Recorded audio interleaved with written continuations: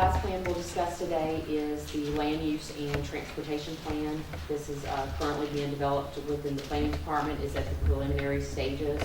The city did adopt its first land development plan in 2000. It's not been updated for about 15 years, so it doesn't reflect a current community vision or respond to changes in the market conditions and development patterns that have happened over the last 15 years.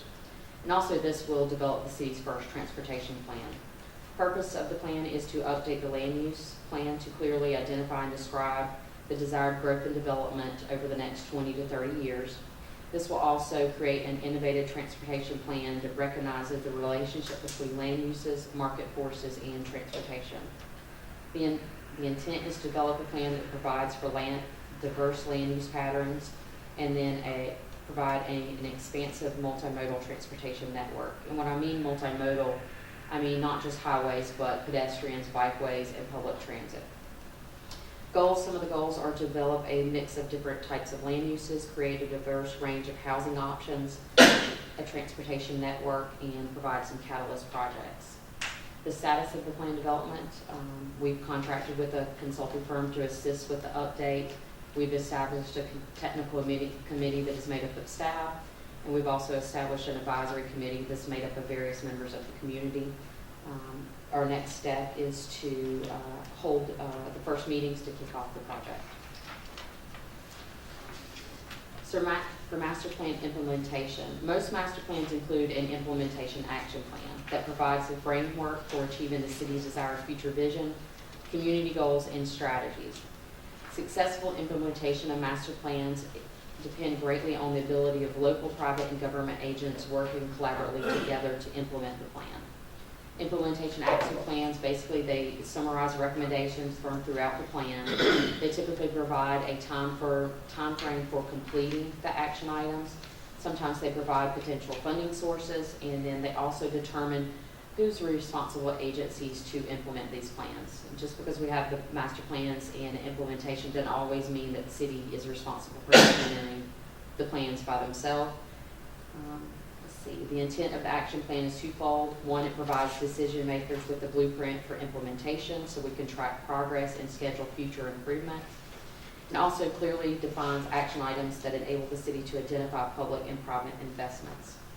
The structure of the implementation action plan does not require all recommendations be completed in unison.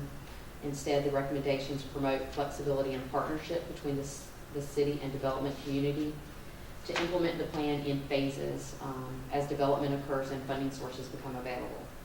Some examples of recommendations that were from the downtown master plan included the hiring the downtown director, establish an advisory board, and considering branding downtown. As I mentioned before, responsible parties and timeframes are also identified within the plan. The timeframes are phased over a 20-30 year timeframe. Some are short-term action items, some midterm, some long-term.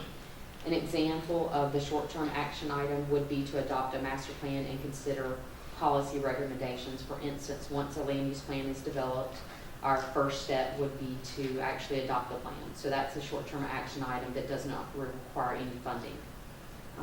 The next step will be to revise the Unified Development Ordinance to provide requirements to serve to implement the land use plan.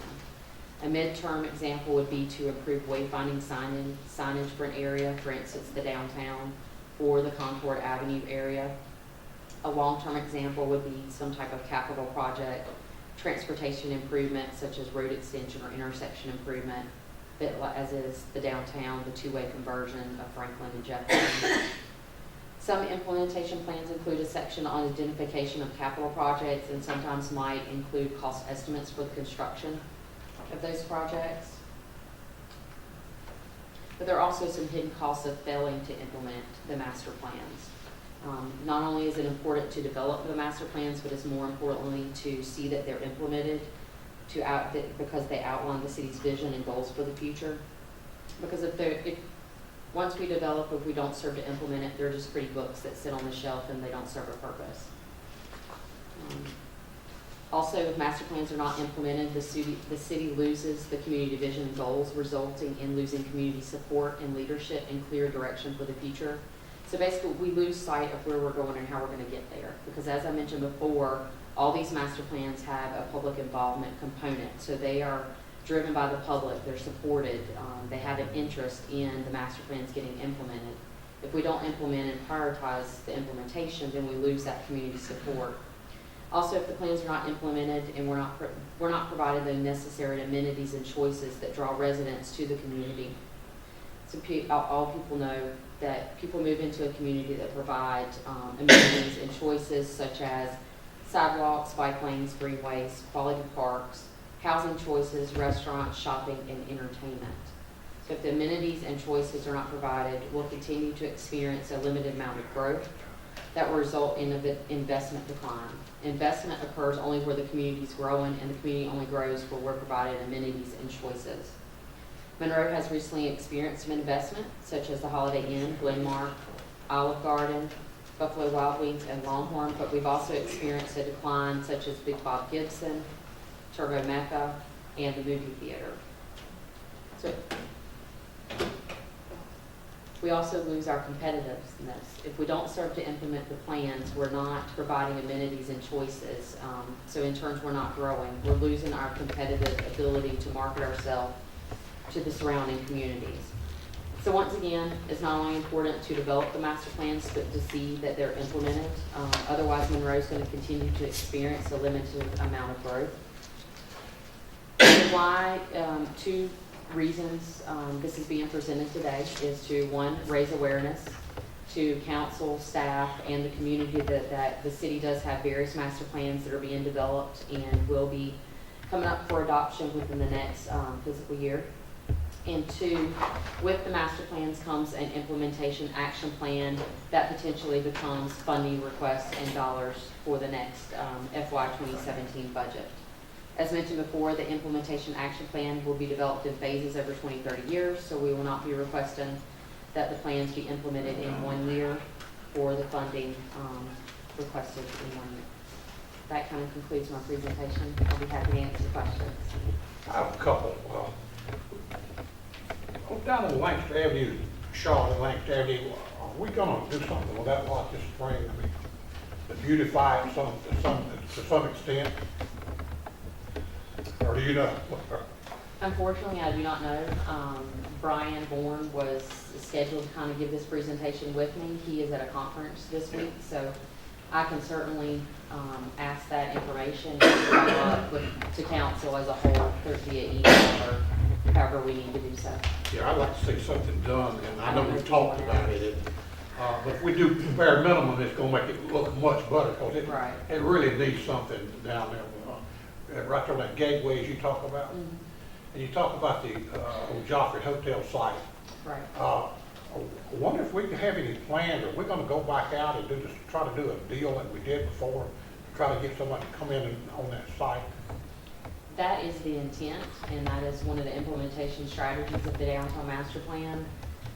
Brian Bourne and I kind of mentioned possibly bringing that back within the near future and do the same type of request for proposal, possibly offer it for a low amount, and that would be at the direction of the council, of course, but to try to get that site developed. Well, I think if whatever deal we could make, it'd be a plus for our downtown area. Right. And we talked about the Skyway as an artery coming into town.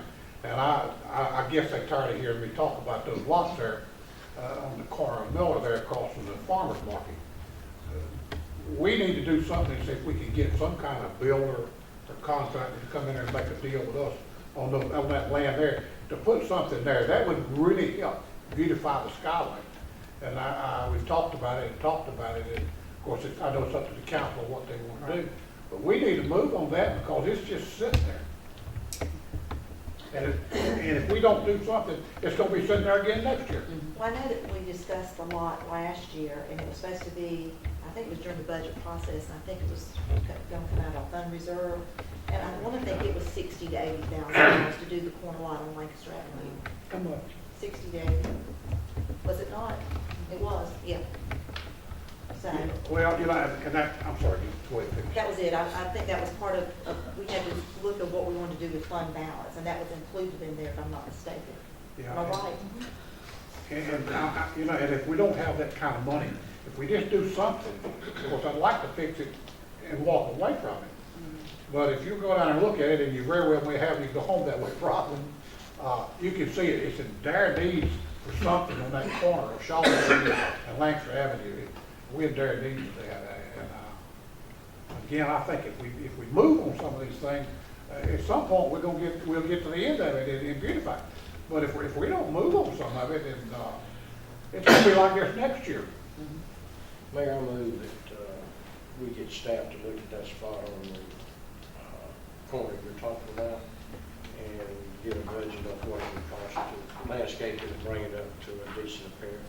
You talking about Charlotte? I think they've got that. They've got it, I think it was 60 to 80,000. It's a matter we need to, and I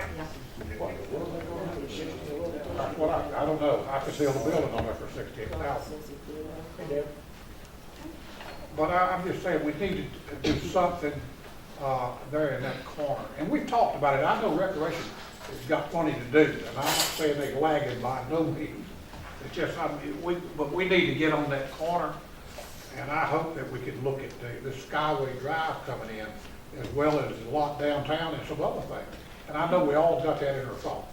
You could plant grass and put out a few trees and shrubs and improve the looks 99%. I don't see how it would cost that.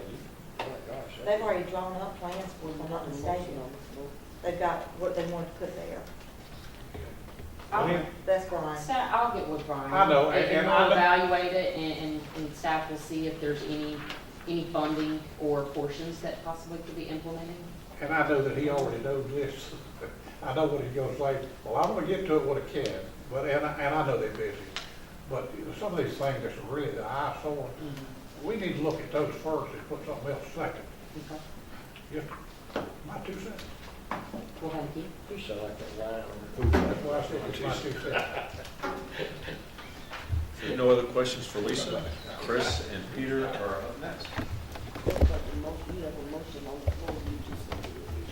Oh, yeah, I did. I put one that we, staff at least, you apparently already got a budget, but that's way out of, to me, that's way out of line. We can do something way cheaper to make that corner.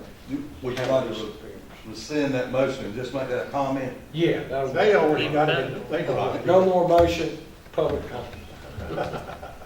Okay. Good idea, Fred. Very good. Okay. Great. Mayor, Council, Mayor Basin, or Manager Basin. It's a pleasure to present the opportunities for economic development in Monroe and economic growth going forward. Today, we're going to talk about 4 areas: Spec Buildings, the Sutton Park redevelopment recapitalization strategy, and the Industrial Park number 3, as well as the airport as a catalyst. Looking first at the Spec Buildings, there's basically 3 questions that sort of hang out with those. Is, you know, why do we need to build them? Are these buildings, what have they done for Monroe?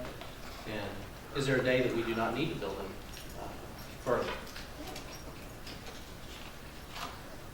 So why do we need to build them?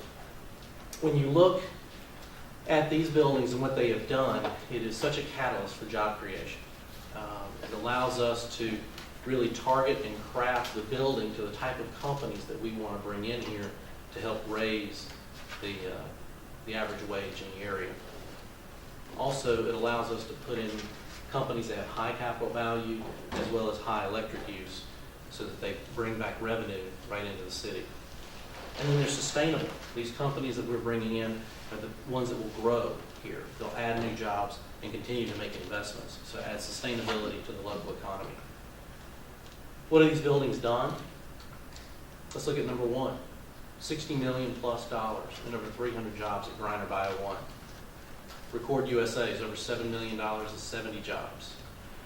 Glenmark, the most recent. Just to start, that company's at $30 million and 41 jobs. That's nearly $100 million in our coffers and over 400 jobs being created just from 3 buildings.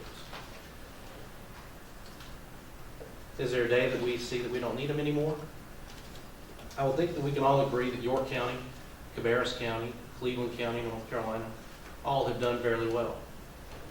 And they're still forcing buildings right now, trying to get these things built to help for the demand that's out there. So I don't think there's ever a point that we do not need to have some product on the ground available to sell. Looking at the next steps, we're trying to engage the private sector right now to build a spec building in the Monroe Corporate Center. If that effort does not work, then we will come to the city, hopefully around the May timeframe, and ask to begin spec number 4. So that's basically it with the spec buildings. Chris, Yes, sir. one thing too, you didn't mention is the tax dollars it brings in and the amount of utilities that it goes our system. So that every time we build one, we're getting tax dollars that's going to help pay for services, and also we're helping Don Mitchell and utilities. Absolutely. Yeah, that $100 million of investment generates a good tax load, as well as particularly Griner, and what they're doing and what Glenmark should do to the electric. Sutton Park, again, why focus on Sutton Park? What was the goal of really trying to recapitalize this area, and where do we start? Sutton Park is a historical center of manufacturing in North Carolina, Monroe. It is approximately 40 manufacturing